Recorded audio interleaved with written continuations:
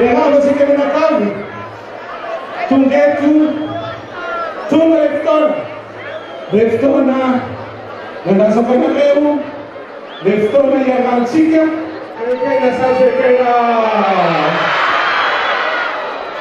binasa kayo ng mga pagsaray, kaya nasa kaya tublas tubang, niyakin matong nasiket, kung ginagawa, dia sapa, at fagatapan, dan kami unawag ng getro, dia agama siya nasa para sa semangat. At sa langkaran siya nasa tungkol. Magkakakailan na di taulungan mo ang Madagascar. Ang samang jiwa, tanuhuang pitpulo.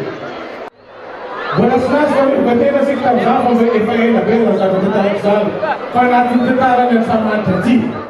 Tupras tupado, Antoine, ala Rubia, para November, Robeful Soarif, Amco, Semais Mifit, Filopirenen, Madagascar, Tonawado, Filopirenena, Izema Naza, Fata de Democracia, Tandalalana, Armi Fafana Futra, Filopirena, Nyumana itatana kakstunga tampa amfitrana Filopirena manazan zululbella sin zufut kisabatanulla Filopirena zay siandrakta nakuha anong farfati Filopirena fenfaindena ari kainajeng Madagas Filopirena Apakah mampiava na aina ng Malagasy, singkat sa kapag-ibalema ng maarta,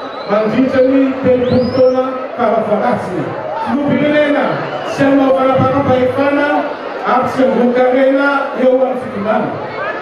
Tuplas tupag, buizan rexani, diambara ko kababe masu, faekeko, fa, yantuku MPS sulamaru, dia Manangana Nakwa, ilasa ka Filipinena, dia melupakan doa tuplas tupagi, kandida ilasa ka Filipinena, wala ka siya ka tuplas tupagi.